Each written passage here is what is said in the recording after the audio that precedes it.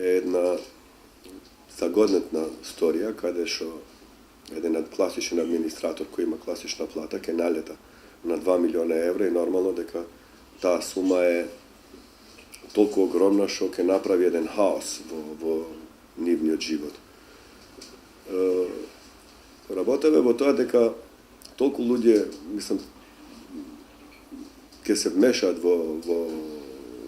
цела таа игра, што на крај ќе испаднат како награда од државната страна,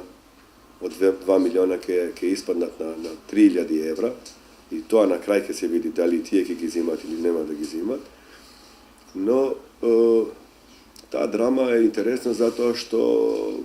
мадош авторот е странец, но нормално е адаптирана за нашите секојдневни моменти ние што ги живееме или што би се случило. Значи, тука се пробува да се опишува што ќе се случеше ако на некој администратор кај нас во нашата држава ќе му паднат у раце 2 милиона евра и он како би организирал цела после сите животни негови мигови, но нема да му успе затоа што прљави пари пред се.